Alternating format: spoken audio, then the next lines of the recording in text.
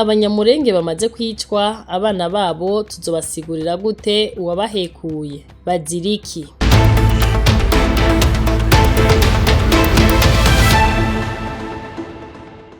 Umugwi ugizwe n'Abanyamulenge bitwa Akagara ugize imisi werekana ibikorwa bikomeye kandi bihambaye mu kugaragaza ubushake bwabo mu kugarukana amahoro mu karere. Basemerera bakoresheje ijwi ry'amahoro rivuye mu bantu bwabo, atari ivy'abanyapolitike canke ivy'abafise inyungu z'intambara. Mu gihe imyaka myinshi akarere k'ubuseruko bwa Kongo kamaze karangwa n'intambara z'urutavanako, ukwicwa kw'abasivile no gushigwa imbere kubera inyungu z'igihugu kibanyi c'u Rwanda. Ni ikintu gikomeye kubona umugwi munini w'Abanyamulenge uvuze uti amahoro niyo mvugo n'ingiro bituranga. Intambara irasenya ikatumarira abacu, kandi politike mbi ikigaragaza no kwikunda, kutababarana no kwirema ibice, ahari amahoro umuhoro uramwa.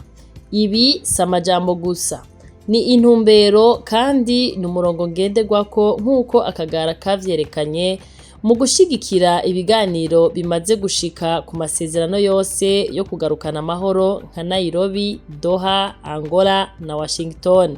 Akagara sakagwa k'inkorabara canke umugwi w'abantu bake, nijwi ry'abanyagihugu benshi rihagarariye ivyiyumviro vy'ukuri, ko atanyungu n'imwe iri mu maraso, ko atampamvu n'imwe yoshira imbere urupfu rw'uwundi munyamulenge. Iyo bavuga ko badashaka kubona umunyamulenge n'umwe yongera gupfa, baba bashize imbere agaciro k'ubuzima bw'umuntu kuruta inyungu zose za politike n'izaba bahenda ngo baje kubagwanira kandi baje kubamara no kubajyanisha. Ubwoko butagira ubwenge burahona.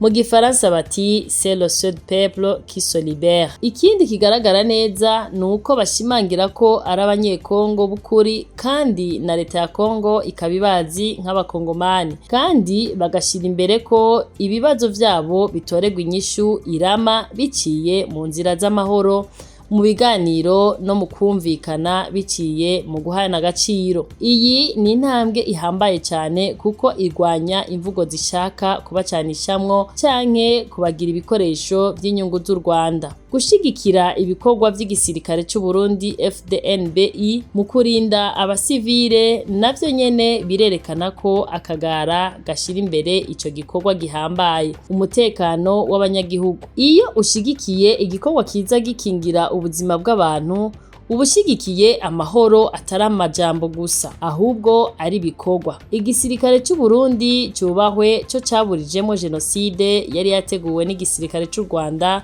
maze baheze bavyegeke kuri leta ya Kongo n'igisirikare c'u Burundi. Ubwo bumara kubona budaseseka mu minembwe bikeshwa inguvu z'u Burundi, kuko bamenye kare uwo mukenyuro. Akagara kati mu bihugu 9 bikikije Kongo yacu, kimwe rudende cabonetse nk'umutabazi n'u Burundi.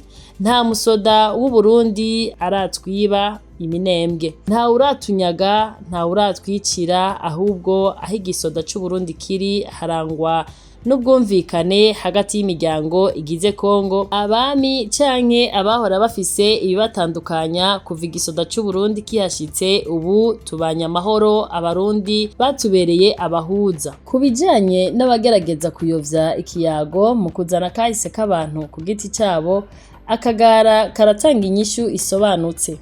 Kahise ntikagomba kubangamira ejo haza h'amahoro. Iyo abantu bafashe inzira yo kuja hamwe mu bumwe n'iterambere, kubacira urubanza rw'ivyahise nta shingiro bigira, ni n'ubujuju, kuko akahise k'umuntu ni ishure.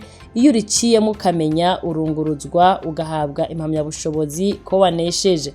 Mu ncamake, Akagara kariko karerekana ko amahoro ashoboka.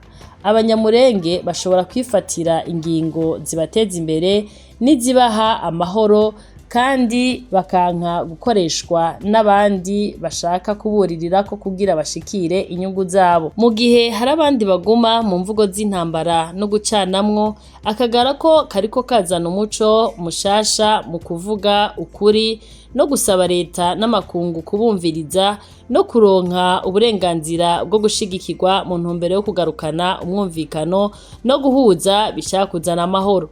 Intambara irasenya ntiyubaka.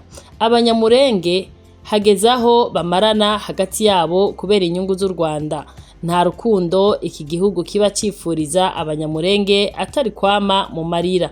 Ni ngombwa rero ko ayo majwi y'amahoro ashigikirwa, agakingirwa kandi agahabwa ikibanza gikwiye n'agaciro, kuko mu vy'ukuri amahoro niyo yamatsinda kandi amaherezo amahoro yamatsinda insaku zose.